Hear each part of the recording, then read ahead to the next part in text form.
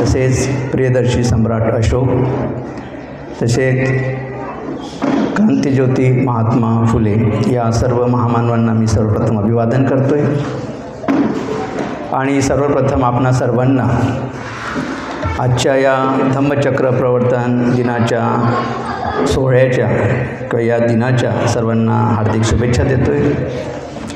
खूप सुंदर असा कार्यक्रम क्रांतिबा महात्मा ज्योतिबा फुले व विश्वरत्न डॉक्टर बाबासाहेब आंबेडकर सार्वजनिक जयंती उत्सव समिती ऊर्जानगर वसाहत यांच्या विद्यमाने हा कार्यक्रम या ठिकाणी आयोजित केलेला आहे आणि अतिशय सुंदर अशा कार्यक्रमाचं नियोजन गेल्या अनेक वर्षापासून आपण या ठिकाणी करत आहात अशी मला माहिती मिळालेली आहे।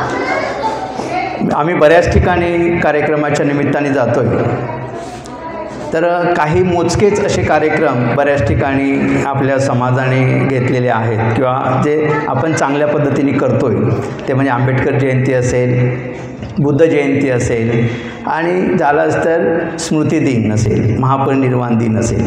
याच्या पलीकडे आपण जाऊन काही वेगळे जे काही महापुरुष आहेत या बहुजन समाजाच्या उत्थानासाठी ज्यांनी आपलं संपूर्ण जीवन खर्ची घातलेला आहे अशा प्रकारच्या कार्यक्रम फारच कमी या ठिकाणी पाहायला मिळतात। परंतु या वसाहतीचं हे खूप छान असं वैशिष्ट्य आहे आणि मला ते खरंच खूप भावून गेलेलं आहे की गेल्या काही वर्षापासून आपण जवळपास 10 ते 12 कार्यक्रम वेगवेगळ्या आपल्या महापुरुषांचा ज्यांनी समाज उत्थानासाठी काम केलेलं आहे अशा सर्वच महापुरुषांच्या जयंती स्मृती दिन या ठिकाणी आपण अतिशय उत्साहाने त्या कार्यक्रमाचं आयोजन करता, तेव्हा सर्वप्रथम या समितीचं मी वैयक्तिक खूप आभार व्यक्त करतोय, पुण्यानुमोदन करतोय। या कार्यक्रमाचे अध्यक्ष आदरणीय सोमकुवर साहेब, तसेच या कार्यक्रमाच्या उद्घाटिका आदरणीय संगीताताई बोधनकर, अतिशय सुंदर असं मार्गदर्शन आत्ता संगीताताई यांनी केलेलं आहे आणि खरंच मार्मिक असं त्या बोलून गेलेल्या आहे। जरी थोडंसंच बोलल्या पण अतिशय महत्त्वाच्या गोष्टी त्यांनी इथे अधोरेखित केलेल्या आहे। खरंच त्यांचं पण मी खूप कौतुक करतोय, त्यांचं पण पुण्यानुमोदन करतोय। या समितीचे जे काही अध्यक्ष आहेत निलेश भोंगाडे सर यांनी या ठिकाणी मला या कार्यक्रमाच्या निमित्ताने इथे निमंत्रित केलं, त्यांचंसुद्धा मी खूप आभार व्यक्त करतोय। ही संधी आपण मला उपलब्ध करून दिली आपल्यासोबत संवाद साधण्याची। या ठिकाणी जेव्हा मी आलो आहे या कॉलनीमध्ये तेव्हा अतिशय आल्हाददायक असं वातावरण होतं आहे। या परिसरात येतात सुंदर अशी सजावट, सुंदर असं या ठिकाणचा हा सभागृह अतिशय मनमोहक आणि असं सुंदर असं वातावरण पाहूनसुद्धा मला खरंच खूप आनंद होतो आहे आणि जवळपास 9:15 वाजत आहे, म्हणजे आता आपली जेवणाची वेळ झालेली असेल संध्याकाळची आणि अशाही जेवणाच्या वेळेमध्ये आपण काहीतरी ऐकणार आहेत या आशेने आपण या ठिकाणी बसलेले आहात आणि अतिशय प्रफुल्लित आपली सर्वांची मनं आणि आपले सर्वांचे चेहरे या मंचाकडे बघूनसुद्धा मला खरंच खूप आनंद होतो आहे की 9:15च्या दरम्यान कार्यक्रमाला ऐकतानासुद्धा एवढे प्रफुल्लित चेहरे आणि एवढे सुंदर म्हणजे मनमोहक चेहरे मी फारच कमी वेळा आम्ही असे पाहतो आणि हा माझा पहिला अनुभव असेल की 9:15ला कुठेतरी मी आमचं व्याख्यान सुरू करतो आहे, जेणेकरून तसा आमचा अनुभव असा आहे की 9:15ला कार्यक्रम संपतो पण कार्यक्रम संपण्याच्या वेळेला आपण ऐकत आहात आणि सर्वांच्या चेहऱ्यांकडे माझं लक्ष जातं आहे मला जेवढं शक्य आहे आणि सर्व लोक फार प्रफुल्लित आणि आनंदित वाटत आहात। म्हणजे हे सुद्धा मला या कॉलनीतल्या अर्थात ऊर्जानगरच्या ही खरंच ही जनरेशनची ऊर्जाच आहे असं म्हणूया की ती ऊर्जा तुमच्या चेहऱ्यावरती पाहायला मला मिळत आहे। पुन्हा मला एका गोष्टीचं अधिक या ठिकाणी कौतुक करावंसं वाटतंय की भोंगाडे सरांनी असेल किंवा त्यांच्या सहकार्यांनी जे काही या ठिकाणी विषय दिलेला आहे मला व्याख्यानासाठी तो विषयसुद्धा मला खूप भावून गेलेला आहे. आमचं काही असं खूप बोलणं नाही झालं विषयावरती, म्हटलं जोही विषय असेल धम्मचक्र प्रवर्तन दिनाच्या निमित्तानं बोलावं असं त्यांनी मला सुचवलं आणि मी कुठल्याही विषयाचा विचार न करता त्यांना हो पण म्हणून दिलं आहे. जेव्हा माझ्याकडे त्यांनी व्हॉट्सअपला निमंत्रण पाठवलं आणि विषय बघितला मी, धम्मचक्र प्रवर्तन दिनाचे महत्त्व, त्या अनुषंगाने डॉक्टर बाबासाहेब आंबेडकरांचे विचार व आपली जबाबदारी, अतिशय सुरेख आणि समाजाला ज्या विषयाची खरंच गरज आहे असा विषय या ठिकाणी आपण ठेवलेला आहे. तर खरंच या समितीचं सुद्धा एकदा टाळ्या वाजवून आपण स्वागत करूया. आणि ही जी निमंत्रण पत्रिका आहे ही ज्यांनी कोणी डिझाईन केलेली असेल, समितीतल्या लोकांनी किंवा सल्लागार समितीत असेल, ज्यांचे एफर्ट्स या पत्रिकेला लागले असेल, अतिशय एक बौद्ध दृष्टी ज्याला म्हणतो आपण, ती दृष्टी या तुमच्या निमंत्रण पत्रिकेमध्ये रिफ्लेक्ट झालेली आहे. कारण विषयाच्या अनुषंगाने सगळं मॅटर तुम्ही टाकलेलं आहे. या निमंत्रण पत्रिकेत 2 विचार ठेवलेले आहेत आणि ते आपल्या या पोस्टरवर सुद्धा आपल्याला दिसत आहेत. एक भगवान बुद्धाचा सुविचार आहे, क्रोधाने प्रेमाने पापाला, सदाचाराने, लोभाला दानाने आणि असत्याला सत्याने जिंकता येते. हाच तर खरा धम्मचक्र प्रवर्तन दिनाचं महत्त्व आहे. याच्यापेक्षा धम्मचक्र प्रवर्तन दिनाचं दुसरं काही महत्त्व राहू शकत नाही. क्रोधाने प्रेमाला, पापाला सदाचाराने, लोभाला दानाने आणि असत्याला सत्याने जिंकता येते. हेच खऱ्या अर्थानं धम्मचक्र प्रवर्तनाचा महत्त्व आहे. म्हणजे जो विषयाचे जर 3 भाग केले आपण, धम्मचक्र प्रवर्तनाचं महत्त्व पहिला भाग, त्या विषयाचा दुसरा भाग आहे डॉक्टर बाबासाहेब आंबेडकरांचे विचार त्या अनुषंगानं.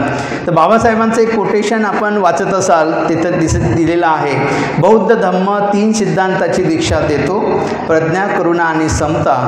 बौद्ध धम्मच जगातील शोषण थांबवू शकतो. बौद्ध धम्मच जगातील शोषण थांबवू शकतो, हाच बाबासाहेबांचा विचार आहे. इतकं समर्पक विषय आणि त्या विषयाच्या अनुषंगाने केलेली निमंत्रण पत्रिका. आणि तिसरी गोष्ट त्या विषयामध्ये आहे ती म्हणजे आपली जबाबदारी. तर पुढे त्यांनी त्याच कोटेशनमध्ये बाबासाहेब म्हणतात की माझा असा विश्वास आहे की एक दिवस मानवतेच्या रक्षणासाठी केवळ भारतच नव्हे तर सारं जग बौद्ध धम्माचा स्वीकार करेल. मानवतेच्या रक्षणासाठी केवळ भारतच नव्हे तर सारं जग बौद्ध धम्माचा स्वीकार करेल. आणि आपल्या पूर्वजांनी, आपल्या आईवडिलांनी, आपल्या आजोबांनी याच दिवशी या मानवतेच्या रक्षणासाठी बौद्ध धर्माचा स्वीकार केलेला आहे आणि तो स्वीकार टिकवणे हीच आपली खऱ्या अर्थाने जबाबदारी आहे. तर समर्पक असं हे निमंत्रण पत्रिकासुद्धा आपण पत्रक या कार्यक्रमाचे काढले, त्याबद्दल खरंच मी तुमचं खूप खूप अभिनंदन करतोय. विषयाकडे वळूया. जसं मी आत्ताच सांगितलं की वेळ बराच झालेला आहे, सुरुवात कुठून करायची आणि किती वेळ बोलायचं मला पण थोडंसं म्हणजे असं मानसिक प्रेशर असतं की 9:15 वाजलेले आहे, तरी अधिक वेळ घेणार नाही. कमीत कमी वेळामध्ये जे काही आपल्यासोबत हितगुज करता येईल ते मला सांगावंसं वाटेल. तर बाबासाहेबांच्या दृष्टीनं खरंच या धर्मांतराचं किती महत्त्व आहे आणि या धम्मचक्र प्रवर्तन दिनाच्या निमित्तानं आपण हे जाणून घेऊ शकतो की खरंच बाबासाहेबांना या धर्मांतराचं किती महत्त्व होतं. तर जसं संगीताताईंनी सांगितलं, सुरुवात केली की 13 ऑक्टोंबर 1935ला नाशिक येथील येवले ठिकाणी बाबासाहेबांनी एक महत्त्वाची अशी अतिशय घोषणा केलेली होती की मी जरी हिंदू म्हणून जन्मलो असलो तरी मी हिंदू म्हणून मरणार नाही. ही घोषणाच खऱ्या अर्थाने धर्मांतराच्या प्रक्रियेला सुरुवात झालेली होती. म्हणजे ही घोषणा 1935 पासूनच बाबासाहेबांनी या धर्मांतराच्या विषयाला सुरुवात केलेली आहे. हे बाबासाहेबांचं एक वाक्य 1935चं आपल्याला हे संबोधते किंवा आपल्याला हे इशारा देतं की बाबासाहेब निश्चितच हा धर्म सोडणार आहे. आणि मग बाबासाहेबांनी जेव्हा हळूवारपणे त्या गोष्टीची तयारी केली 1935 पासून, मग पुढचा प्रवास मी सांगणार नाही आपल्याला, पण बाबासाहेब जेव्हा 1956ला जेव्हा बौद्ध धर्माची दीक्षा घेणार त्याचा निर्णय घेतला बाबासाहेबांनी आणि 14 ऑक्टोंबर 1956ला बौद्ध धर्माची दीक्षा घेण्याचं जेव्हा ठरवलं तेव्हा बाबासाहेबांनी नागपूर या ठिकाणी शेड्यूल कास्ट फेडरेशन जे नावाचं संघटन होतं, त्या संघटनेच्या कार्यकर्त्यांची एक बैठक घेतली. ती बैठक कशासाठी घेतली? कारण हा एवढा मोठा सोहळा हा ज्या कार्यकर्त्यांच्या भरवशावर बाबासाहेब करू इच्छित होते, त्या कार्यकर्त्यांची बैठक घेणं बाबासाहेबांचं प्राथमिक कर्तव्य होतं आणि त्यामधूनच बाबासाहेबांनी ती बैठक घेतली. आणि त्या बैठकीत बाबासाहेबांनी त्यांचं मत सांगितलं की येणाऱ्या 14 ऑक्टोबर 1956ला विजयादशमीच्या दिवशी आपण धर्मांतराचा सोहळा करण्याचं मी ठरवलेलं आहे आणि आपल्याला त्या कार्यक्रमाची तयारी करायची आहे.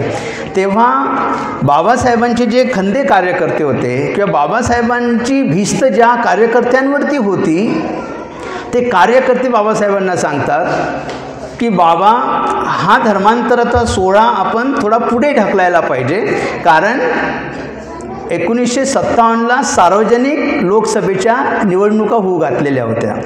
आधी निवडणूक होऊन जाऊ द्याव्यात आणि नंतर आपण धर्मांतराचा सोहळा आयोजित करावा, अशा सूचना त्यांच्या सर्व कार्यकर्त्यांनी बाबासाहेबांना दिल्या. आता विचार करा, एक कार्यकर्ता स्वतः जो दीक्षा समारंभ घडवू इच्छितो, जे म्हणजे बाबासाहेब, आणि ज्या बाबासाहेबांची भिस्त ज्या कार्यकर्त्यांवर होती, ते कार्यकर्ते स्वतः म्हणतात की हा दीक्षेचा सोहळा आपण पुढे घेतला पाहिजे, कारण सार्वजनिक निवडणुका असल्यामुळं आधी निवडणुका होऊन जाऊ द्याव्यात आणि मग धर्मांतराचा सोहळा आपण करावा, अशी सूचना बाबासाहेबांना त्यांचे तमाम कार्यकर्ते करतात शेड्यूल कास्ट फेडरेशनचे.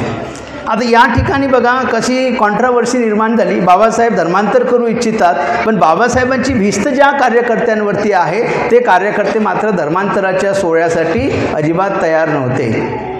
तेव्हा बाबासाहेबांनी सर्वांची मतं जाणून घेतल्यावर अतिशय धाडसाने बाबासाहेब म्हणतात की बघा बंधूंनो, तुम्ही सोबत आलात तर तुमच्यासह, तुम्ही सोबत आलात तर तुमच्यासह, आणि तुम्ही सोबत नाही आलात तर तुमच्याशिवाय मी धर्मांतर करणार आहे. तर बघा, म्हणजे बाबासाहेबांची धर्मांतराविषयीची गांभीर्यता, बाबासाहेबांनी धर्मांतराचं जाणलेलं महत्त्व ह्या एका वाक्यात आपल्याला समजून घ्यायचं आहे की संपूर्ण बाबासाहेबांची कार्यकर्ते म्हणतात की पुढे ढकलवा, आणि बाबासाहेबांची भिस्त ज्या कार्यकर्त्यांवर होती, ते कार्यकर्ते स्वतः म्हणतात की त्या कार्यकर्त्यांना बाबासाहेब म्हणतात की तुम्ही सोबत आलात तर तुमच्यासह, आणि तुम्ही सोबत नाही आलात तर तुमच्याशिवाय मी धर्मांतर करणार आहे. मी धर्मांतराची तारीख बदलवणार नाही आणि धर्मांतर पुढेही ढकलणार नाही. यावरून आपल्याला एक गोष्ट स्पष्ट होते की खरंच बाबासाहेब धर्मांतरासाठी किती उत्सुक होते.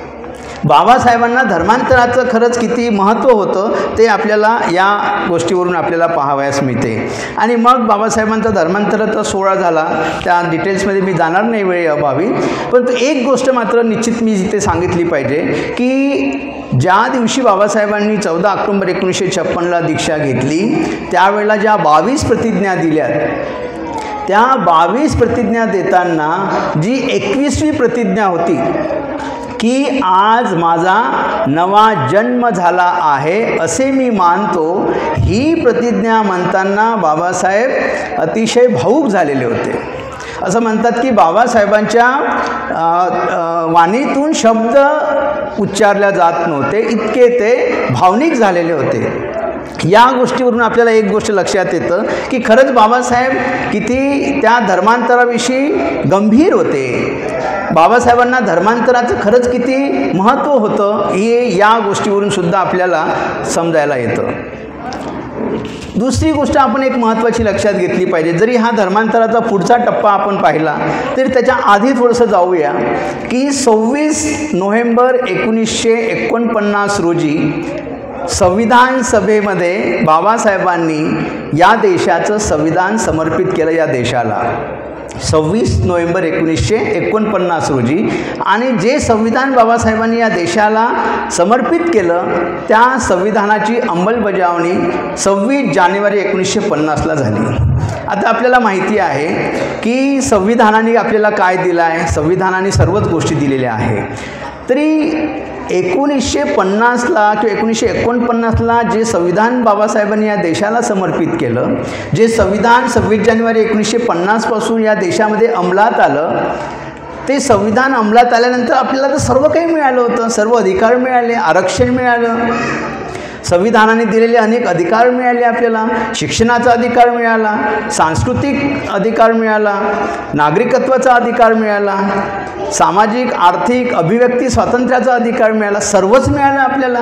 एक व्यक्ती एक मत आणि त्याचं एक मूल्य हा अतिशय नागरिकत्वाचा महत्त्वाचा अधिकार, समतेचा अधिकार आपल्याला मिळाला. ह्या सर्व गोष्टी संविधानाने 1950ला दिल्यानंतरसुद्धा बाबासाहेबाला धर्मांतर करण्याची आवश्यकताच का वाटली? कारण आपण सगळेजण म्हणतोय की सर्व काही संविधान आहे.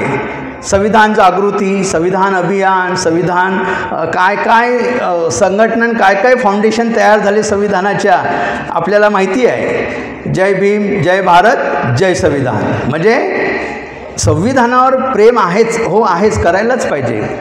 पण बाबासाहेबांनी 1950ला या देशाला संविधान दिल्यानंतर देखील बाबासाहेबांना बौद्ध धर्माची दीक्षा देण्याची गरजच का पडली? म्हणजे आपण एक स्टेप जेव्हा करतो त्याच्यात काहीतरी उणिवा असते तेव्हा आपण पुढची स्टेप घेतो. हे तर सर्वसाधारण आपल्याला एक जनरल लॉ आहे हा जीवन जगण्याचा.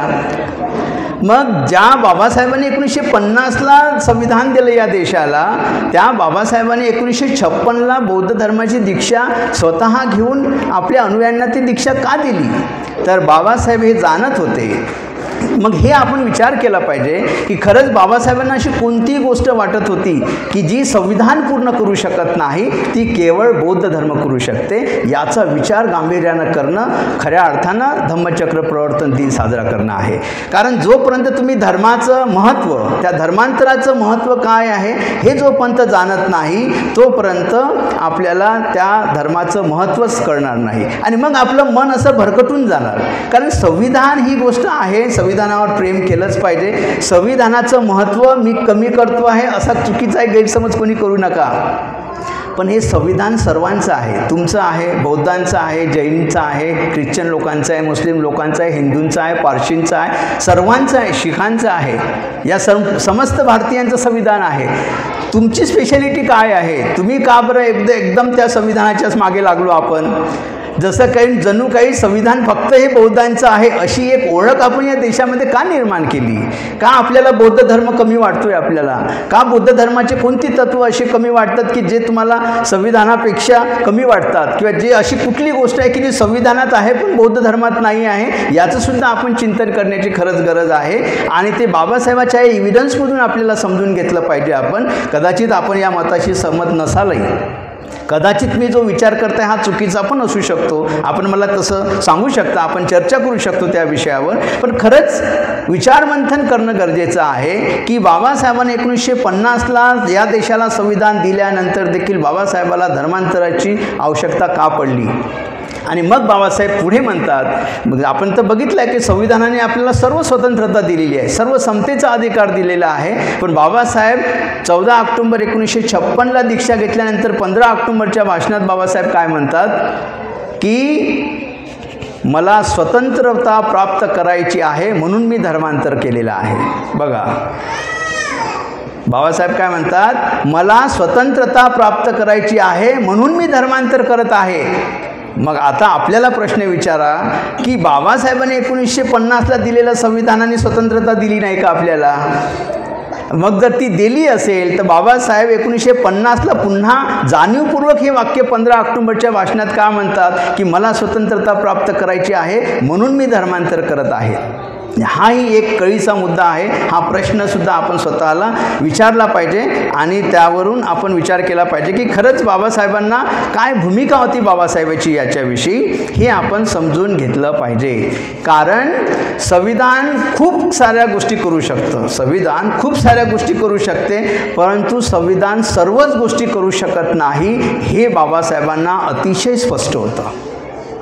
जबाबदारीनं बोलतोय, संविधान खूप साऱ्या गोष्टी करू शकतं, परंतु संविधान सर्वच गोष्टी करू शकत नाही हे बाबासाहेबांना अतिशय स्पष्ट होतं. आणि म्हणून बाबासाहेब 1956ला म्हणतात की मला स्वतंत्रता प्राप्त करायची आहे, म्हणून मी धर्मांतर करत आहे. तर बाबासाहेबांना ही कोणत्या स्वतंत्रतेची गोष्ट करत आहे बाबासाहेब, हे आपण या ठिकाणी विचारात घेतलं पाहिजे. संगीताताईंनी अतिशय सुरुवातीला सुंदर उदाहरण ठेवलं आहे की मनाच्या स्वतंत्रतेसाठी बाबासाहेब बुद्ध धर्माचा स्वीकार करत आहे.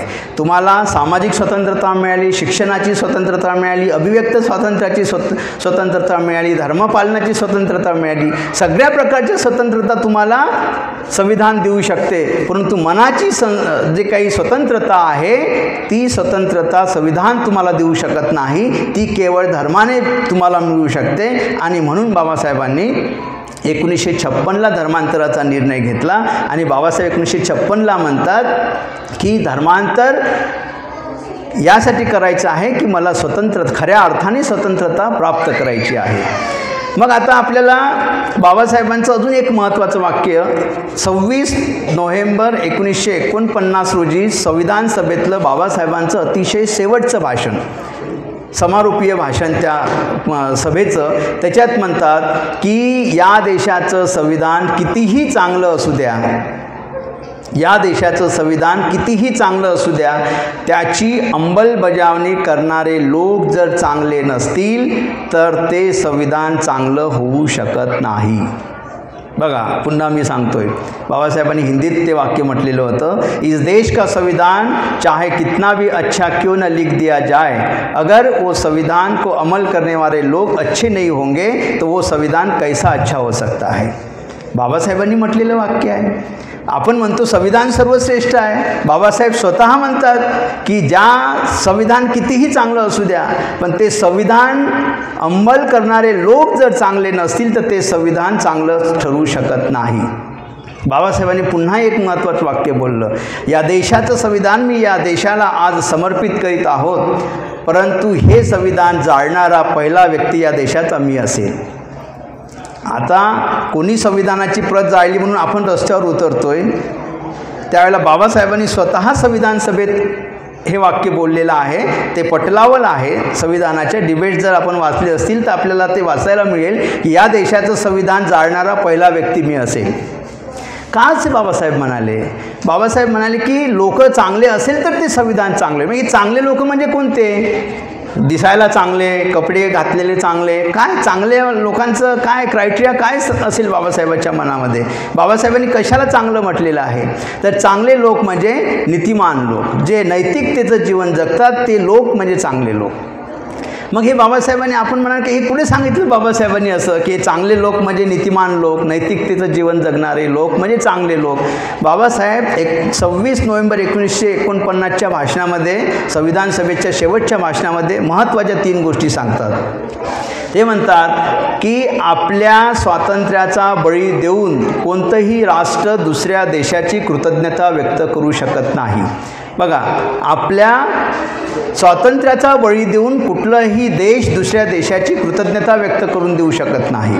दुसरी गोष्ट बाबासाहेब सांगतात त्याच भाषणात, तिथेच कोणतीही स्त्री आपल्या चारित्र्याचा बळी देऊन कोणाही पुरुषाची किंवा इतर कोणाचीही कृतज्ञता व्यक्त करू शकत नाही. तुम्हाला भलेही कितीही मदत करू द्या, परंतु आपल्या चारित्र्याचा बळी देऊन तुम्ही त्या व्यक्तीची कृतज्ञता म्हणजे करू शकत नाही असं बाबासाहेब. कोणतीही स्त्री आपल्या चारित्र्याचा बळी देऊन कृतज्ञता व्यक्त करू शकत नाही. आणि तिसरी गोष्ट बाबासाहेब सांगतात, समाजाचे नियमन केवळ कायद्याने होऊ शकत नाही.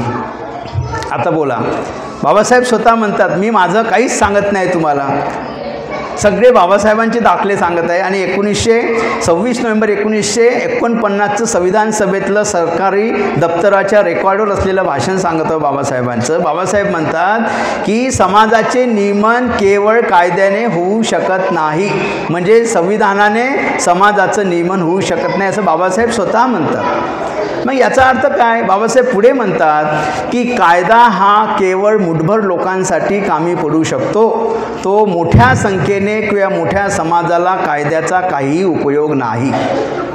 हे बाबासाहेब स्वतः सांगतायत, संविधान सभेत सांगतायत. ते संविधान सभेचे सर्व सदस्य त्यावेळेला त्या संविधान सभेमध्ये उपस्थित असताना त्यांच्या पुढे बाबासाहेब सांगतात की कायदा हा फक्त मुठभर लोकांच्या कामी पडू शकतो, तो जास्त लोकांच्या किंवा समूहासाठी कायदा कामाचा नाही. तर खऱ्या अर्थाने समाजाचं नियमन हे फक्त आणि फक्त धर्मानेच होऊ शकते. हे बाबासाहेबांचं वाक्य आहे आणि ते 1949चं वाक्य आहे. म्हणजेच मी जसं आधी म्हणालो की या संविधानात जरी या देशाला बाबासाहेबांनी संविधान दिलं तरी संविधान हे सगळ्याच गोष्टी करू शकत नाही हे बाबासाहेबांना स्पष्ट माहीत होतं. आणि याच कारणामुळे बाबासाहेबांनी 1956ला धर्मांतराचा निर्णय घेतला आणि तिथे स्वतंत्रता प्राप्त करण्यासाठी मी धर्मांतर करत आहे असं बाबासाहेब तिथे म्हणाले. मग आपण लक्षात घेऊ की हे जे कायदा आहे, हे जे संविधान आहे, याचे संरक्षक कोण आहे? कोण याचं संरक्षण करणार? संविधान संरक्षण अभियान वगैरे, जागृती अभियान. पण यात खरंच या देशाचं संविधान आहे, या संविधानाचं संरक्षण करण्याची जबाबदारी कोणाची आहे? तुमची आमची आहे का? आम्ही या देशाच्या संविधानाचं संरक्षण करू शकतो का? खरंच याच्यावर चिंतन केलं पाहिजे आपण. पाणी कुठं मुरतंय? म्हणजे एवढ्या आज घटना घडत आहेत, सगळ्या घटना घडत आहेत आणि मग आपली एनर्जी कुठे जाते आहे आणि बेसिक काम काय करायला पाहिजे याकडे आपलं दुर्लक्ष होत आहे. आणि कुणीतरी एखादी इंटेलेक्च्युअल पर्सनॅलिटी येतं, ते सांगतं की संविधान धोक्यात आहे आणि मग लागा त्या रस्त्यावर या. कुणी जाळलं संविधान तर आंदोलन करा, कुणी संविधानावर टीका केली तर आपले व्हॉट्सअप फेसबुक चालले, सगळा समाज त्याच्या मागे लागतो. काय गरज काय? संरक्षणाची जबाबदारी कोणाची आहे? या संविधानाचे संरक्षण कोण आहे? तर या देशाचे की या संविधानाचे संरक्षण सर्वात पहिली जर गोष्ट कोणी असेल तर ती आहे पोलीस यंत्रणा किंवा प्रशासकीय कर्मचारी. जे काही शासकीय यंत्रणा आहे, शासनाची ब्युरोक्रासी ज्याला म्हणतो, ती ब्युरोक्रासी किंवा पोलीस यंत्रणा हे या संविधानाचे पहिले संरक्षक आहे. त्याच्यानंतर या संविधानाची संरक्षणाची दुसरी जबाबदारी ही वकिलाची, ॲडव्होकेट्सची ज्याला म्हणतो आपण, ॲडव्होकेट्स लोक आहेत यांची आहे. आणि तिसरी जबाबदारी आहे ज्युडिशरीची आहे, म्हणजे या देशाच्या न्यायव्यवस्थेची आहे, न्यायाधीशांची आहे. हे 3 लोक या देशाच्या संविधानाचे संरक्षक आहे. पहिला ब्युरोक्रासी म्हणजे प्रशासकीय कर्मचारी किंवा पोलीस यंत्रणा, दुसरा वकील आणि तिसरी यंत्रणा आहे ती म्हणजे न्यायाधीश. हे 3 लोक या देशाच्या संविधानाचे खरे संरक्षक आहेत. तुम्ही म्हणाल हे कसे संरक्षक आहे? साधी गोष्ट घ्या. तुमच्यावरती, तुम्ही घरी आहात, तुमच्यावरती एखाद्या कोणीतरी समाजकंटकाने हल्ला केला, काय कराल तुम्ही? सर्वात पहिले बाजूच्याला बोलवाल, त्याला म्हणाल की याला पकडा, मारा, त्याच्या मागे धावाल, त्याच्यापाशी शस्त्र आहे. तुम्ही काय करता? सर्वात पहिले काय करता? तुमच्या घरी चोरी झाली, घर फोडले, तुम्ही सर्वात पहिले काय करता? FIR करता पोलीस स्टेशनला. म्हणजे असंविधानिक कृत्य जेव्हा होतं तेव्हा पहिली धाव आपण कुठे घेतो? पोलीस यंत्रणेकडे घेतो. आता मला सांगा, ही पोलीस यंत्रणा जी आहे किंवा तुम्ही एखादी तुमचं काम कार्यालयात अडलेलं आहे तर ते काम कोणाकडे? शासकीय अधिकाऱ्याकडे जावं लागेल. आपल्याला शासकीय अधिकाऱ्याकडे एक अर्ज करावा लागेल आणि त्याला त्या कामाची विनंती करावी लागेल. आता समजा जो प्रामाणिक अधिकारी असेल तर तो तुम्हाला ते काम करून देईल. प्रामाणिक नीतिमान पोलीस कर्मचारी असेल तर तुमचा FIR नोंदवेल, काळजीपूर्वक तुमच्या पाहणी करेल, पंचनामा करेल आणि पुढे तो फॉरवर्ड करेल त्या गोष्टी.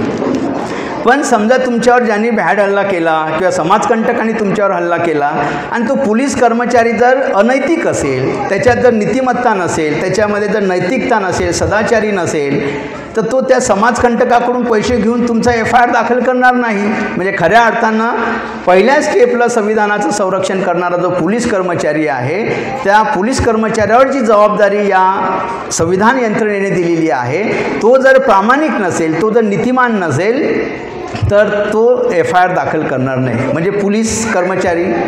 दुसरं समजा पोलीस कर्मचाऱ्यांनी त्याचं काम प्रामाणिकपणे केलं, FIR नोंदवला, सगळी माहिती पंचनामा वगैरे दिला आणि तो कोर्टाला सादर झाला. तुम्ही वकील करता, तुमच्या वकिलाने जर प्रामाणिकपणे तुमची बाजू मांडली, जर तुमची बाजू सत्याची असेल तर त्या वकिलाने जर प्रामाणिकपणे कोर्टामध्ये तुमची बाजू मांडली तर तुम्हाला न्याय मिळेल. परंतु तुम्ही जो वकील केला तो वकील जर विरोधी पार्टीकडून जर पैसे खाऊन जर तुमची केस लूज करणारा असेल तर तुम्ही कोणाकडे न्याय मागणार? ही प्रॅक्टिकल उदाहरणं बघा आपल्या जीवनातले. आपल्या बऱ्याच लोकांना जर अशी उदाहरणं असेल, कर्मचारी लोक आहात, जर तुमचे काही डिस्प्यूट झाले असतील ना, तुम्ही जर न्याय यंत्रणेकडे गेले असेल तर असे हजारो उदाहरणं सापडतील की तुम्ही ज्या वकिलाला कोर्टात उभं केलेलं आहे तोच वकील विरोधी पार्टीच्या वकिलाकडून पैसे खाऊन स्वतःची तुमची केस लूज करतात. म्हणजे या संविधानाच्या मूल्याचं संरक्षण करण्याची जबाबदारी त्या वकील यंत्रणेची आहे. आणि तुमच्या वकिलाने प्रामाणिकपणे नीतिमत्तेने जर तुमची बाजू ठेवली बरोबर, तर शेवटी न्याय देणारा तो न्यायाधीश आहे. तो न्यायाधीशात जर नैतिकता नसेल, त्याच्यामध्ये जर नीतिमत्ता नसेल, तर तो काय करेल? पुढच्या वकिलाकडून पैसे खाऊन तुमच्या विरोधात तो निर्णय देईल. तर अशा प्रकारे ही जी संविधानाची जी संरक्षण यंत्रणा आहे ती या 3 कर्मचाऱ्यावर किंवा त्या 3 घटकांवर आहे. पोलीस यंत्रणा, कर्मचारी, शासकीय कर्मचारी, दुसरा वकील आणि तिसरा न्यायाधीश. म्हणजे सांगण्याचं तात्पर्य एवढंच की या संविधानाचं संरक्षण करण्याची जबाबदारी ही नीतिमत्तेवर आहे. खऱ्या अर्थाने नीतिमान समाजाची निर्मिती करणं गरजेचं आहे. जोपर्यंत नैतिक समाज, जसं ताईंनी म्हटलं आहे की यांनी भोंगाडे सरांनी सांगितलं आहे की बाबासाहेबांना असा नवसमाज निर्माण करायचा होता जो स्वातंत्र्य, समता, बंधुता, न्याय, समता यावर आधारित असेल. मग हा न्याय, ही समता, हे बंधुत्व हे कुठे मिळेल? आणि बाबासाहेबांनी स्वतःच म्हटलेलं आहे की स्वातंत्र्य, समता, न्याय, बंधुता हे तत्त्व मी माझे श्रेष्ठ गुरु भगवान बुद्धांकडून घेतलेले आहे. ते मी फ्रेंच राज्यक्रांतीतून घेतलेले नाही. याचा अर्थ काय की बाबासाहेबाला जो नवसमाज निर्माण करायचा होता तो नवसमाज कशावर आधारित होता? तो नीतिमत्तेवर आधारित होता. अशा प्रकारच्या नीतिमान समाजाची गरज आहे. आणि मग आपल्याला याच्यावरून समजतं की नीतिमत्ता किती महत्त्वाची आहे. तुम्हाला एक छोटीशी एक नीतिमत्तेची कथा सांगेल की एक म्हणजे थोडेसे आता लोक कंटाळल्यासारखे वाटून राहिले, तर एक थोडासा रिफ्रेश तुम्हाला थोडासा 2-5 मिनिटाचा करून देतो आहे की एक अनैतिक माणूस होता, म्हणजे बिझनेसमॅन होता, व्यवसाय करायचा, अनेक लोकांना तो लुटायचा, अनैतिकतेने त्याचा उद्योगधंदा करायचा. काही दिवसांनी त्याला एक आजार झाला. काय आजार झाला त्याचं काही डायग्नोसिस झालं नाही. त्याने बऱ्याच डॉक्टरांकडे गेला पण त्याला काही झोप लागत नव्हती. बऱ्याच डॉक्टरांकडे त्यांनी औषध पाणी घेतले की मला झोप लागत नाही. गेल्या 6 महिन्यापासून औषधच घेतो आहे, त्याला काही झोप लागत नाही. मग त्याला त्याच्या मित्रांनी सांगितलं की इथे एक चांगला डॉक्टर आहे, त्या डॉक्टरांना दाखवा. त्या डॉक्टराकडे गेला. मोठा डॉक्टर होता, त्याच्याकडे गेल्यानंतर त्या डॉक्टरांनी पण औषध लिहून दिले. याने तुला आराम पडेलच म्हणाले. तो पुन्हा आला आनंदाने, औषध घेतले पण त्याला काही झोप लागत नव्हती. याला वाटलं झोप लागत नाही, पुन्हा डॉक्टरांकडे पुन्हा औषधं बदलून दिले पण त्याला काही झोप लागली नाही.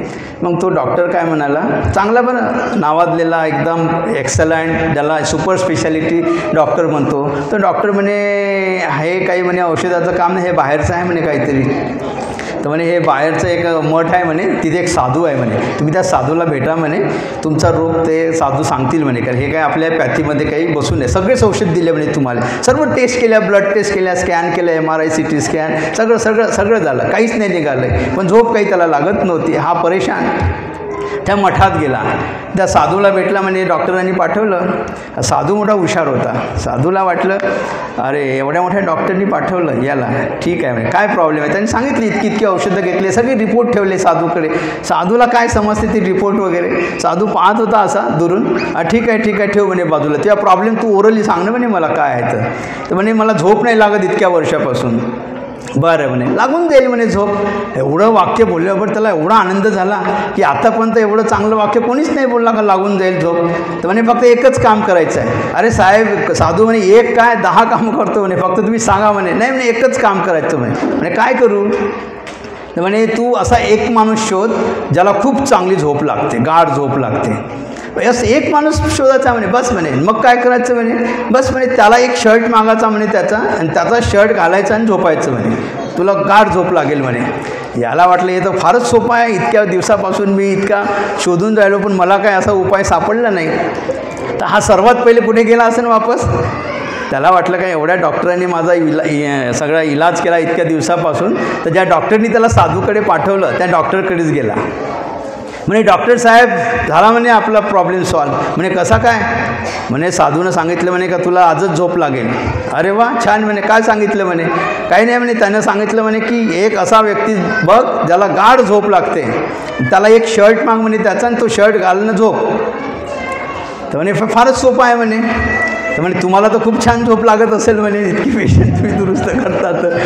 तर तो डॉक्टर काय म्हणे, अरे भाऊ म्हणे 6 महिने झाले म्हणे माझ्या दवाखान्यापुढे सुपर स्पेशालिटी हॉस्पिटल सुरू झालं म्हणे, तर माझे पेशंट कमी झाले, तर 6 महिन्यापासून मलाच तर झोप नाही लागत आहे म्हणे. अरे म्हणे कठीणच काम आहे म्हणे, पण यार गड्या म्हणे हे चांगला उपाय भेटला आपल्याला. म्हणे आपण चाल दोघंही जण शोधू म्हणे एखादी चांगला झोप लागणारा माणूस. तर म्हणे एका मुख्य अभियंत्याकडे गेला तुमच्या जनरेशनच्या. म्हणे हा खूप पैसेवाला आहे, मुख्य अभियंता आहे म्हणे या पूर्ण जनरेशनचा. तर म्हणे याला तर झोप लागतच असेल.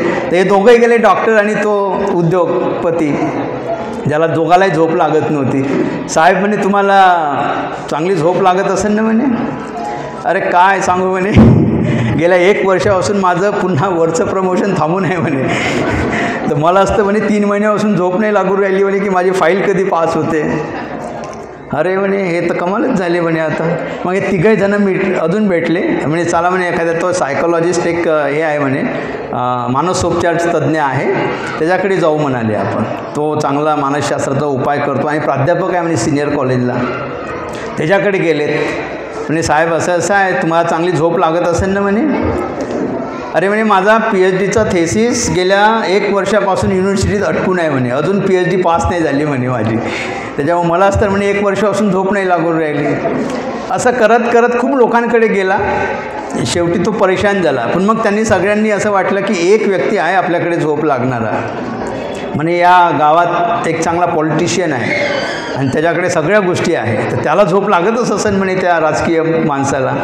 त्याच्याकडे गेले. ते म्हणे अरे बाबा 2 वर्षापासून महानगरपालिकेचे इलेक्शन नाही लागल्या, मला सीट भेटते नाही भेटत याच्यामुळं मला झोप लागत नाही म्हणे. म्हणजे झोप लागणारा त्याला माणूस सापडलाच नाही. शेवटी शोधून शोधून थकून गेले बिचारे. उन्हाची वेळ होती, 12 वाजले होते, उन्हाळ्याची वेळ होते. परत जाता जाता म्हणे आता हे खूप ऊन झाली, आपण थोडं या आंब्याच्या झाडाखाली थोडासा विश्रांती घेऊया, पाणी वगैरे पिऊया. आणि मग त्यांनी त्या झाडाखाली थांबले सगळेजण, 10-12 जण ते सगळे लोक. आणि काय झालं मग, तितक्यात बसले आपले विचार करत सगळे नैराश्यानं बसलेत. तितक्यात एक अंगावर काही कपडे नसणारा, एक छोटंसं काहीतरी धोती, अर्धीच धोती अशी घातलेला एक माणूस आला आहे. त्याच्या हाती 2 बैल होते. त्याने बैल आणले, बैलाला पाणी पाजले. बाजूलाच त्याचा आंब्याच्या झाडाखाली त्या बैलांच्या खुट्या होत्या, तिथे त्याला बैलांच्याला बांधून टाकले. त्यांना चारा टाकला. बाजूलाच एक विहीर होती, विहिरीत उडी टाकली. पोहला, विहिरीच्या बाहेर निघाला. बड्या त्याच धोतरांनी थोडंसं आंघोळ पुसून टाकलं अंग. त्याचं वाळलेलं दुसरं धोतर होतं, त्याने अंग पुसून टाकलं आहे. पहिलं धोतर काढून टाकलं आहे. एक त्या फांदीलाच आंब्याच्या एक त्याची शिदुरी बांधलेली होती, शिदुरी काढली. त्या शिदुरीला भाकरी आणि कांद्याची चटणी होती, चांगले मस्त काढल्या. पाणी प्यायला चांगला 5-6 ग्लास. पायातली चप्पल काढली, डोक्याखाली ठेवली आणि डोळे लावून असा खाली जमिनीवर पहडला. त्याला 1 मिनिटात झोप लागली, दुसऱ्या मिनिटाला घोरायला लागला जोरानं. एवढा घोरताना हे लोकांनी पाहिलं, अरे याला झोप लागली म्हणे, खरंच झोप लागली. ते हलवायला लागले त्याला, ए दादा हलवायला लागले. तो काही असा घोरत होता, याला एवढी जबरदस्त झोप लागली. आणि मग त्यांनी खूप हलू त्याला उठवलं. अरे दादा म्हणे तू झोपला का? म्हणे हो. म्हणे एवढ्या 2 मिनटात तुला एवढी गाढ झोप लागली? म्हणे रोजच लागते. अरे दादा म्हणे एक काम कर म्हणे, तू म्हणे आम्हाला एक शर्ट दे म्हणे तुझं म्हणे घालायला म्हणे, आम्ही तुला जेव्हा म्हणेल तेवढे पैसे देतो म्हणे तुला म्हणे. अरे भाऊ म्हणे तुम्ही 10-12 लोकांना 10-12 शर्ट, मला एक जरी शर्ट असतं म्हणे माझ्याकडे तर मी एवढ्या 12 वाजताच्या उन्हात उघड्या अंगावर नागरण करत असतो का म्हणे. म्हणजे सांगायचं तात्पर्य गोष्ट संपली. तुम्हाला काय समजलं की जिथे नैतिकतेनं जगतो जो माणूस, जो नीतिमानतेने जगतो, जो सदाचारणाने जगतो, त्याला 2 मिनिटात झोप लागते. आणि जो अनैतिकतेने जगणारी ही जे आत्तापर्यंत लोकं पाहिली आपण, मग प्राध्यापक असेल, डॉक्टर असेल, इंजिनियर असेल, पॉलिटिशियन असेल, जे कोणी असेल, ते लोभापोटी, ईर्षेत, लोभात, मोहात याच्यात जगणारी माणसं, त्यांना कुठेही झोप लागत नाही, समाधानाची झोप लागत नाही. तर समाधानाची झोप हे नीतिमत्तेमध्ये आहे. आणि म्हणून बाबासाहेबांना नेहमीच असं वाटायचं की आपलं नीतिमत्ता आपण बाळगली पाहिजे आणि खऱ्या अर्थाने या समाजाला नीतिमत्तेची गरज आहे. तेव्हा बाबासाहेबांनी जे काही धर्मांतर केलं 14 ऑक्टोबर 1956ला, त्या धर्मांतराचा अर्थसुद्धा आपण समजून घेतला पाहिजे. धर्मांतराचा काय अर्थ आहे? धर्मांतर म्हणजे एक धर्म सोडून दुसरा धर्म घेणे. हा जर आपण धर्मांतराचा अर्थ घेत असेल तर निश्चितच आपली कुठेतरी गफलत होत आहे. काय करतोय आपण? म्हणजे एक गोष्ट सोडली, जसं संगीताताईंनी खूप छान उदाहरण सांगितलं की इकडे 9 दिवस नवरात्रीची पूजा करत असेल तर तुम्ही तुमचे महापुरुष जर त्या 9 दिवसामध्ये पूजन करत असाल तर करत काय आपण? कृती तर सारखीच आहे. मग एक धर्म सोडून जर केवळ दुसरा धर्म घ्यायला, लेबल बदलवल्याने तुम्ही आतमध्ये बदलणार होणार आहे का? साधी गोष्ट आहे. मी आज ह्या सदऱ्यामध्ये आहे आणि उद्या जर मी टक्कल केलं आहे, म्हणजे कोणी वाईट वाटून नका घेऊ, कोणाच्या भावना दुखवण्याचा अजिबात माझा हेतू नाही. आणि मी जर चिवर दान केलं आहे, म्हणजे चिवर घेतलं आहे आणि भिक्षू झालो उद्याला, तर मी एकदम पवित्र. म्हणजे आज जो होतो ते उद्या नाही, उद्या सगळे लोक माझ्या पाया पडतील, वा वा वंदामी बनते, वंदामी बनते. म्हणजे मी आजच्या आज एका कृतीने कोणत्या केस काढले आणि भगवे कपडे घातल्याबरोबर मी पवित्र झालो आजच्या एका रात्रीतून. पण याला काय म्हणायचं आपण? म्हणजे हे धर्मांतर नाही आहे, ही जीवनशैली बदलणे नाही आहे. तर धर्मांतराचा खरा अर्थ बाबासाहेबांना जो अपेक्षित होता तो अर्थ आपण आजपर्यंत समजून घेतला नाही. ही आपली सर्वात मोठी गफलत होत आहे. धर्मांतराचा काय अर्थ आहे की बुद्धाच्या धम्माच्या आचरणामुळं आपल्यामध्ये परिवर्तन होणं म्हणजे धर्मांतर. आपण आणि बुद्ध याच्यामध्ये अंतर आहे की नाही? बुद्ध हा सर्वश्रेष्ठ मानव होता. तर या बुद्धत्वाची जी अवस्था आहे, जी बुद्धाला जी संबोधी प्राप्ती झाली, ती संबोधी प्राप्ती आणि माझ्यातलं सामान्य माणूसपण याच्यातलं अंतर कमी करणे म्हणजे खऱ्या अर्थाने धर्मांतर आहे. एक सामान्य माणूस, आपण जे जीवन जगतो आहे सामान्य माणसाचं जीवन आहे. आणि बुद्धत्व प्राप्त किंवा ज्याला आपण बोधिसत्व, अरहंत, बुद्ध असं ज्याला म्हणतो, सकृतागामी, अनागामी, ह्या ज्या बुद्धाच्या काही बुद्धत्वाच्या मार्गातल्या ज्या काही स्टेजेस आहे, यामधील अंतर कमी होणं म्हणजे सामान्य माणूस ते प्रबुद्ध माणसापर्यंतचा जो प्रवास आहे त्याला खऱ्या अर्थाने बाबासाहेब धर्मांतर म्हणायचे. माणसाच्या परिवर्तनाची प्रक्रिया म्हणजे धर्मांतर आहे. माणसाला घडवणं आणि स्वतः घडणं हे म्हणजे धर्मांतर आहे. आणि म्हणून आपल्याला माहिती आहे की 1956ला जेव्हा धर्मांतर झालं, आपल्या लोकांमध्ये मोठ्या प्रमाणात परिवर्तन झालेलं आहे. आणि त्या परिवर्तनाचीच परिपाक म्हणून आज आपण एवढ्या चांगल्या पद्धतीने जीवन जगत आहोत. तर परिवर्तनाची प्रक्रिया म्हणजे धर्मांतर आहे, हे आपण समजून घेतलं पाहिजे. कारण बिघडवणारं आणि घडवणारं या दोन गोष्टी आहे. आपल्याला माहिती आहे, बिघडवणारं असेल, जे तुम्हाला घडवणाऱ्या गोष्टी असेल त्या उधारीत घेतो आपण, आणि बिघडवणाऱ्या गोष्टी तुम्हाला नगदी घ्यावं लागते. तुमचा चांगला अनेक लोकांचा अनुभव राहू शकतो. म्हणजे तुमच्या घरी येणारं दररोजचं जे दूध राहते, 1 महिन्याची चंदी लावता तुम्ही आणि महिन्याच्या शेवटी त्याला पैसे देतो आपण, बरोबर? महिन्याच्या शेवटी त्याला पेमेंट करतो त्या दूधवाल्याचं. घडवणार आहे आपल्याला सगळे सात्विक आहार, सगळे विटामिन, सगळ्या आपल्या शरीराला लागणारे सगळे मिनरल्स वगैरे सगळं त्यात मिळते. संतुलित आहार आहे दूध. आणि तेच दारूच्या दुकानात गेलं तर नगदी कॅशमध्ये लागते, नो उधारी, नो क्रेडिट. म्हणजे घडवणारं उधारीत घ्यावं लागतं आणि बिघडवणारं नगदी घ्यावं लागतं. बिघडवणारं सहज भेटते, त्याला प्रयत्न करण्याची गरज नाही, पण घडवणाऱ्याला प्रयत्न करावं लागते. तुम्हाला पहिलवान व्हायचं आहे, बॉडी बनवायची आहे, काय करावं लागेल? रोज सकस आहार घ्यावा लागेल, व्यायाम करावा लागेल, जिममध्ये जावं लागेल, तुमच्या जेवणाचं शेड्यूल बनवावं लागेल. हे सगळे प्रयत्न करावे लागते. तेव्हा तुम्ही चांगली तंदुरुस्त किंवा चांगले पहिलवान होऊ शकता. पण तुम्हाला जर TB करून घ्यायचा असेल तर काही प्रयत्न करावा लागेल का? TBवाल्या माणसाच्या जवळ जाऊन बसायचं दररोज आणि तो खोकलताना खोकलू द्यायचं त्याला. तुम्हाला 10 दिवसात तुमची TBची टेस्ट पॉझिटिव्ह. म्हणजे बिघडवणारं बिना प्रयत्नाने होतं आणि घडवणारं आपल्याला स्वतः प्रयत्न करावं लागतं. तर हे घडवणं म्हणजे धर्मांतर आहे, स्वतः घडणं म्हणजे धर्मांतर आहे. हे जेव्हा आपण समजून घेऊ, मग आपण धर्मांतर केलं म्हणजे काय केलं?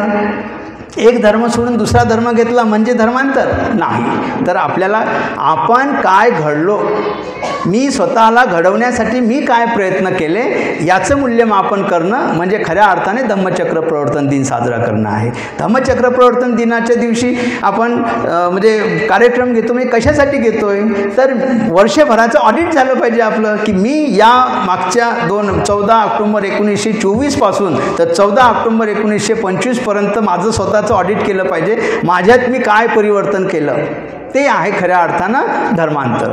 ते आहे खऱ्या अर्थाने धर्मांतराचा अर्थ आहे. आणि अशा प्रकारचा जर आपण अर्थ घेत असू तर खऱ्या अर्थाने आपण धर्मांतर केलं किंवा धर्मांतराचा अर्थ आपण समजून घेतला असं आपल्याला म्हणता येईल. कारण गेल्या 69 वर्षात देखील आपल्यामध्ये जर परिवर्तन होत नसेल, कारण बाबासाहेबांनी स्पष्ट म्हटलेलं आहे, काय म्हटलं आहे, संसार सुखाचा करायचा असेल तर धर्मांतर करा. हे बाबासाहेबांचं वाक्य आहे. मुक्ती कोण पथेमध्ये बाबासाहेबांनी म्हटलं आहे, संसार सुखाचा करायचा असेल तर धर्मांतर करा. आणि आमचा गेल्या 69 वर्षात जर आमचा संसार सुखाचाच होत नसेल तर मी खरंच धर्मांतर केलं का याचं ऑडिट केलं पाहिजे. आपण स्वतःला परिवर्तन केलं का. आपले जर संसार सुखाचे होत नसेल, आपल्या संसारामध्ये जर रोजचे कलह होत असेल, आपल्या संसारामध्ये जर रोजचे भांडणं होत असतील, मग पती पत्नीचं असू द्या, सासू सुनाचं असू द्या, अजून कोणाचे असू द्या, मुलाचं आईचं असू द्या, मुलाचं वडिलाचं असू द्या, शेजाऱ्यांचं असू द्या, कॉलनीतल्या लोकांचं असू द्या, ऑफिसमधल्या बॉसचाने आपलं असू द्या, जर आपले कलह होत असेल, आपल्या कुटुंबामध्ये जर नेहमी कलह राहत असेल तर खऱ्या अर्थाने आमचं दुःख जर कमी होत नसेल तर आम्ही धर्मांतर केलं का. आणि मग 1 वर्षाच्या कालावधीत आमचं ऑडिट करताना मागच्या वर्षीच्या पेक्षा यावर्षी माझ्यामध्ये काय परिवर्तन झालं हे जर आपण मूल्यमापन करत नसू तर खऱ्या अर्थानं धम्मचक्र प्रवर्तन दिन साजरा केला असं आपल्याला म्हणता येणार नाही. आणि म्हणून आपण आपलं स्वतःचं मूल्यांकन केलेलं पाहिजे. जर माझा मार्ग चुकत असेल तर मी तो दुरुस्त केला पाहिजे. एकतर स्वतः काहीतरी चुकत आहो किंवा आपण त्या धर्मांतराच्या मार्गावर चालत नाही आहे, किंवा बाबासाहेबांना काहीतरी चुकीचं सांगितलं आहे की संसार चुकायचं करायचं असेल तर धर्मांतर करा. 2 पैकी 1 वाक्य निवडा लागेल ना. एकतर माझा मार्ग चुकलेला आहे की बाबासाहेबांनी काहीतरी चूक सांगितलेलं आहे की धर्मांतरामुळे संसार सुखाचा होऊ शकतो. हे बाबासाहेबांनी म्हटलेलं वाक्य आहे, ऑन रेकॉर्ड आहे. पुस्तक रूपानं मुक्ती कोण पथे या पुस्तिकेमध्ये ते दिलेलं आहे. त्या भाषणामध्ये बाबासाहेबांनी म्हटलेलं आहे. मग धर्मांतर तर केलं आम्ही 1956ला, मग आमचा संसार सुखाचा का नाही झाला.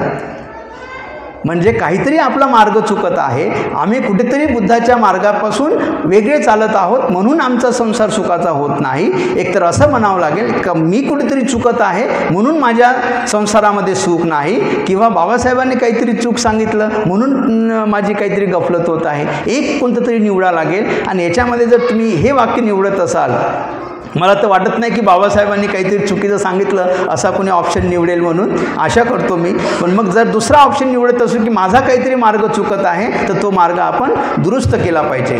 आणि शेवटी मग आपली जबाबदारी काय याच्याकडे जर वळलो आपण तर आपल्याला एक लक्षात येईल की बाबासाहेबांचं धर्मांतर अतिशय महत्त्वाचं होतं. अतिशय जगाच्या बौद्ध धर्माच्या इतिहासातली एक अविस्मरणीय अशी घटना होती. एवढं सांगून मी आजच्या हे लांबलेलं व्याख्यान थांबवणार आहे. बाबासाहेबाच्या या धर्मांतरामुळं मुख्य गोष्ट काय घडली या जगामध्ये म्हणतोय, भारतात नाही फक्त जगामध्ये मुख्य गोष्ट काय घडली. सर्वात पहिली गोष्ट जी घडली की बौद्ध धर्माच्या दीक्षेमध्ये, म्हणजे अगदी बुद्धाच्या काळापासून अशोकाच्या काळापर्यंत आणि तिथून मग पुढे 1956 या 14 ऑक्टोबर 1956 या दिवसापर्यंत कधीही त्रिशरण पंचशील या व्यतिरिक्त दुसऱ्या गाथा किंवा दुसऱ्या प्रतिज्ञा कधीही दिल्या नाही बुद्ध धर्माच्या इतिहासात.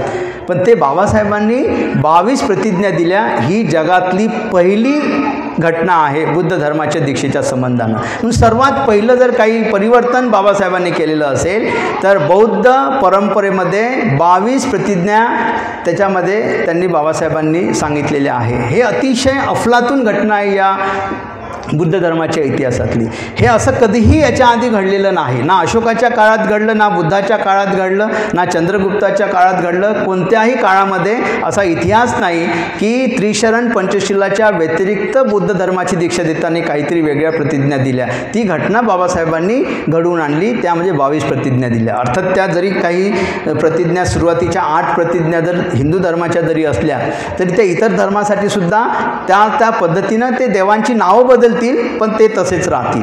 तर अशा पद्धतीच्या 22 प्रतिज्ञा बाबासाहेबांनी दिल्या. ही सर्वात पहिली महत्त्वाची घटना घडली.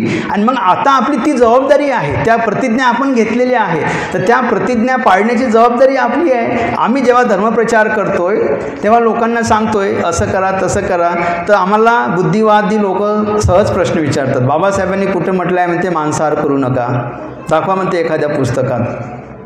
आम्ही म्हणतो बा ठीक आहे, एवढं स्पष्ट बाबासाहेबांनी लिहिलं नसेल, पण त्याचा गर्भित अर्थ जर आपल्याला कळत नसेल तर तो नंतरचा भाग आहे, त्याचं वेगळं व्याख्यान होऊ शकेल. मी त्या याच्यात जाणार नाही, वेळ बराच झालेला आहे. तर पण एक गोष्ट म्हटलं प्रतिज्ञा तर साहेब म्हणलं अतिशय मराठीत लिहिलेली आहे ना, मी दारू पिणार नाही. त्याचं काय म्हटलं, जाऊ द्या, मांसाहार करू नका, हे दूरची गोष्ट आहे, पण मी दारू पिणार नाही एवढं तर क्लिअर म्हटलं की नाही बाबासाहेबांनी. त्याच्यात मात्र दारू म्हटलं ना म्हणे, आम्ही आता ती दारू नाही, ते गावठी दारूविषयी बोलत होते म्हणे बाबासाहेब. म्हणजे काय युक्तिवाद करतोय आपण. अरे लॅबॉरेटरीमध्ये जाऊन कोणत्याही दारूचं कंटेंट काय आहे, अल्कोहोल, दुसरं काय कंटेंट मिळणार आहे. मग ती गावठी देशी दारू असो की मोहाची असो की तुमची कोणती बियर असो की अजून कोणत्या असो, त्याचं कंटेंट तर एकच आहे ना, केमिकल कंटेंट त्याचं सारखंच आहे. कोणतीही दारू पर्सेंटेज बदललं एवढाच फरक. पण बुद्धिवाद करताना एवढा ते बुद्धिवाद करतात. आणि मग असं जेव्हा सांगतो आम्ही सायंटिफिकली, तेव्हा ते बघ म्हणते मी काही सायन्सचा विद्यार्थी नाही, मी समाजशास्त्र शिकवणारा PhD होल्डर, ते सायन्सचं काही मला सांगू नका म्हणते. म्हणजे विषय संपून जातो. म्हणजे मला दारू पिऊ दे बाबा, आणि तू काही 22 प्रतिज्ञावर मला ज्ञान पाजू नको. तर ही 22 प्रतिज्ञाचं पालन करणे, त्याचा प्रचार आणि प्रसार करणे ही आपली जबाबदारी आहे. आणि ती जबाबदारी आपल्यापासून सुरुवात झाली पाहिजे. ही एक महत्त्वाची गोष्ट, ही आपली पहिली जबाबदारी आहे. दुसरी गोष्ट बाबासाहेबांनी काय केलं, अजून एक अफलातून घटना घडली की बुद्धाच्या काळापासून तर 14 ऑक्टोंबर 1956 या तारखेपर्यंत बौद्ध धर्माची दीक्षा देण्याचा अधिकार केवळ आणि केवळ फक्त भिक्षूंना होता. तुम्ही इतिहास वाचून घ्या. बाबासाहेबांनी या संपूर्ण बौद्ध परंपरेला छेद दिला आणि ही परंपरा मोडीत काढली. बाबासाहेबांनी दोन्ही गोष्टीचं संतुलन साधलं. एक परंपरा पण पाळली आणि परंपरा तोडली सुद्धा. दोन्ही गोष्टी केल्या बाबासाहेबांनी. एकाच घटनेमध्ये दोन गोष्टी केल्या. परंपराचं पालनसुद्धा केलं आणि परंपरेला तोडलं सुद्धा. बाबासाहेबांनी स्वतः बौद्ध धर्माची दीक्षा उ चंद्रमणी यांच्याकडून घेतली. उ चंद्रमणी हे भिक्षू होते. म्हणजे एक परंपरा पाळली आणि दुसऱ्या क्षणाला 500 भिक्षूंचा संघ त्या ठिकाणी उपस्थित असताना देखील बाबासाहेबांनी आपल्या 5 लाख अनुयायांना स्वतः बुद्ध धर्माची दीक्षा दिली. याचे आपण साक्षीदार आहोत. हा इतिहास आपण वाचलेला आहे. म्हणजे नॉन भिक्षू, म्हणजे भिक्षू नसलेला आचरणशील व्यक्ती आणि तोही संसारी व्यक्ती बौद्ध धर्माची दीक्षा देऊ शकते, ही परंपरा बाबासाहेबांनी निर्माण केली. हा सर्वात इतिहास, बौद्ध इतिहासातली सर्वात मोठी आणि अविस्मरणीय अशी घटना आहे की बाबासाहेबांनी एक परंपरा स्वीकारली आणि त्याच वेळेला एक परंपरा तोडली. म्हणजेच बाबासाहेब काय अधोरेखित करू इच्छितात की जो आचरणशील भिक्षू आहे तो दीक्षा देऊ शकतो, परंतु त्याच वेळेला बाबासाहेब हे अधोरेखित करू इच्छितात की एखादी संसारी जीवन जगणारा व्यक्ती, ज्याला मुलं बाळं बायको पोरं सगळं आहे, पण तो जर बुद्ध धर्माचं आचरण करत असेल तर तोही त्या भिक्षूपेक्षा त्याचा दर्जा कमी नाही, तो सुद्धा बुद्ध धर्माची दीक्षा देऊ शकतो. हा अधिकार बाबासाहेबांनी 14 ऑक्टोबर 1956ला आपल्याला दिलेला आहे. आणि 15 ऑक्टोबरला बाबासाहेबांनी हे जाहीर केलेलं आहे की दरेकाने दरेकाला दीक्षा दिली पाहिजे. काय सांगतायत बाबासाहेब, दरेकाने दरेकाला दीक्षा दिली पाहिजे. आता मला सांगा, ज्या अडाणी आपल्या मायबापांना त्यावेळेला एक वर्ग शिकलेले नसेल, ते आपल्या आजोबा 14 ऑक्टोबर 1956ला ज्या दीक्षाभूमीवर गेले, अहो त्यांनी त्रिशरण आयुष्यात पहिल्यांदा ऐकलं असेल. मला नाही वाटत की कोणाला त्रिशरण म्हणता येत असेल त्यावेळेला. तुम्ही विचारून पहा तुमच्या आजोबांना. मी माझ्या स्वतःच्या आजोबाला विचारलं की आजोबा तुम्ही जेव्हा गेले होते तेव्हा तुम्हाला त्रिशरण येत होतं का? अरे मी त्रिशरण काय म्हणे ऐकलं सुद्धा नव्हतं म्हणे काय होतं ते. तर लोक म्हणत होते तसं म्हणत होतो म्हणे आम्ही, काहीच माहीत नव्हतं. त्याचा अर्थ तर दुरून दुरून माहीत नव्हता. म्हणजे ऐकलंच नाही तर अर्थ कुठे राहील? पाली शब्दसुद्धा त्यांच्या कानावर पडायचे नाही. तर अशा लोकांना बाबासाहेब म्हणते की दरेकाने दरेकाला दीक्षा द्या. म्हणजे त्या अडाणी माणसाला सुद्धा बाबासाहेब म्हणते की तू सुद्धा तुझ्या घरी जा. तुझ्या घरून एक माणूस आलेला आहे, तू इथे दीक्षा, तुझ्या घरी 10 तुझे लहान भावंड आहे, तुझे मुलं आहे, तुझी बायको आहे, त्यांना घरी जाऊन तू दीक्षा दे. त्याचा तो अर्थ आहे की दरेकाने दरेकाला दीक्षा द्या. तर हा बाबासाहेबांनी एक नवीन परंपरा बौद्ध धर्माच्या इतिहासात निर्माण केली की दरेकाने दरेकाला दीक्षा दिली पाहिजे. म्हणजेच बाबासाहेबांनी आचरणशील व्यक्ती हा भिक्षूपेक्षा कमी नाही हे अधोरेखित केलेलं आहे. ही एक महत्त्वाची घटना घडली. आणि तिसरी एक महत्त्वाची घटना बाबासाहेबांनी घडली. याच्यातून बाबासाहेबांनी काय साध्य केलं?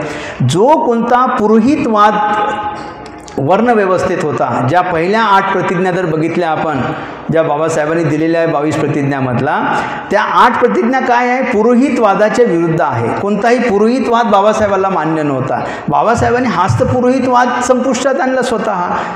बाबासाहेबांनी काय केलं? ज्या धर्मांतरातून बाबासाहेबांनी एक भिक्षू आणि एक उपासक याच्यामध्ये जी दरी होती, भिक्षू म्हणजे उच्चासनं, आपण बघितलं आहे की भिक्षूंना वरच्या आसनावर बसवा, उपासकांनी खाली बसलं पाहिजे, समपातळीवर बसलं नाही पाहिजे. माझ्या कॉलनीमध्ये माझ्या घरासमोर एक पूजा होती. भिक्षूचं नाव नाही सांगत, फेमस भिक्षू आहेत ते महाराष्ट्रातले. ते आलेत, त्यांची पूजा सुरू होती. मला वाटलं पूजेचं निमंत्रण आहे तर गेलं पाहिजे. सगळे लोक खाली बसलेले होते आणि माझा थोडासा विशेषतः टोंगळ्याचं त्या दिवशी 4-5 दिवसापूर्वी मी गाडीहून पडलो होतो, त्याच्यामुळे टोंगळ्याला काही असा फोल्ड होत नव्हता. तर मी सोफ्यावर जाऊन बसलो आणि सगळे आश्चर्याने माझ्याकडे पाहायला लागले. सर्व त्या स्त्रिया आणि त्यांचे चेहरे पाहून असं वाटत होतं का मी गुंड बसलेलो आहोत तिथे, म्हणजे एक दरोडेखोर येऊन बसलेला आहे की काय असं वाटत होतं. आणि अशा रागाने पाहत होत्या आणि मला खुणा करत होत्या खाली बसा खाली बसा. पण मी काही खाली बसलो नाही. नंतर मला पूजा झाल्यावर म्हणजे एवढा सेन्स नाही का सर म्हणे, तुम्ही प्राध्यापक आहात म्हणे आणि त्या भिक्षूंच्या समकक्ष बसले म्हणे तुम्ही. ते शब्द मी समकक्ष, त्या काही समकक्ष घेऊन वापरला नाही त्यांनी, तो वाह्यात शब्द वापरला.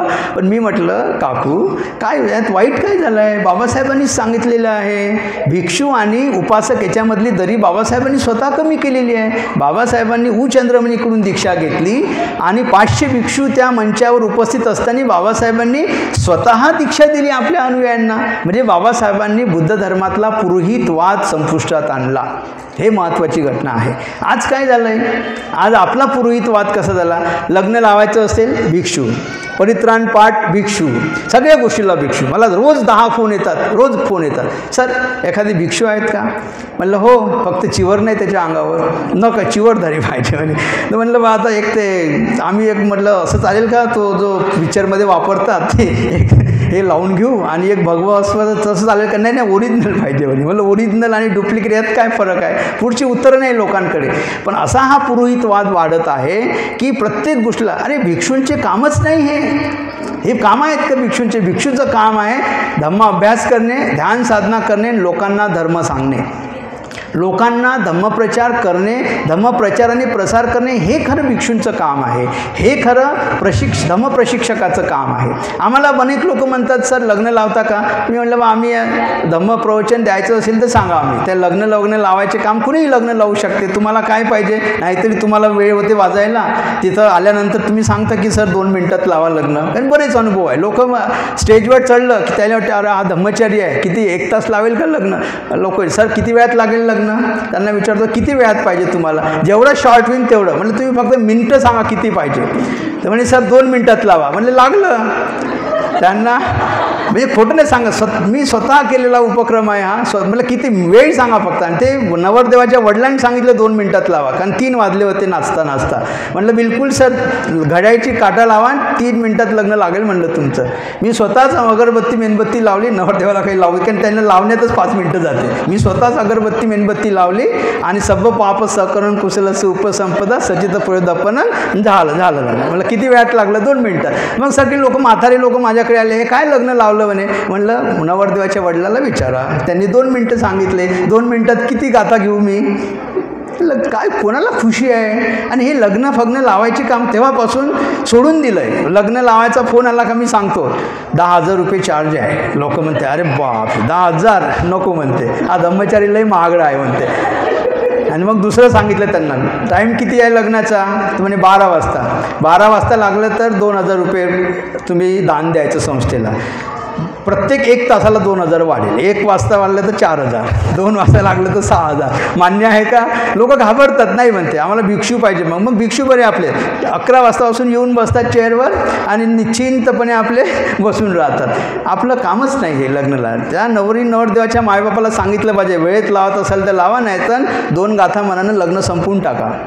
सांगायचं तात्पर्य जो हे पुरोहितवाद वाढत आहे आपल्याकडे. आणि आमचे अनेक लोक आहेत पूजेला धम्मचारी चालला पाहिजे, धम्ममित्र चालत नाही. म्हटलं हा कोणता पुरोहितवाद काढला? हाही नवीन पुरोहितवाद आहे की धम्मचारीच पाहिजे पूजेला, धम्ममित्र चालत नाही, धम्मसहायक चालत नाही. अरे ज्याला ज्याला त्रिशरण पंचशील म्हणता येते तो त्यांनी लग्न लावलं पाहिजे. काय गरज आहे की भिक्षूच पाहिजे, धम्मचारीच पाहिजे, धम्ममित्रच पाहिजे, बौद्धाचार्यच पाहिजे, अमुकच पाहिजे, तमुकच पाहिजे? कशाला पाहिजे हे सर्व?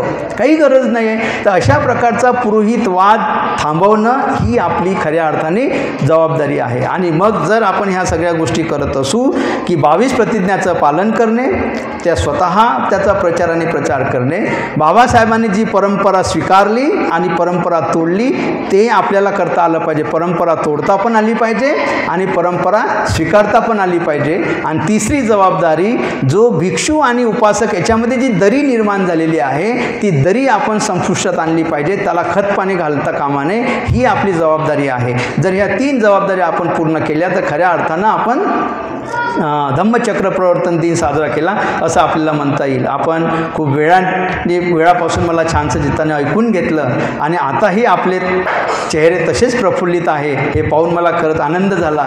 तुमच्या वेळेची क्षमता पाहून आणि तुमचा वेळ जास्त न घेता इथेच थांबतो. धन्यवाद. जय हिंद.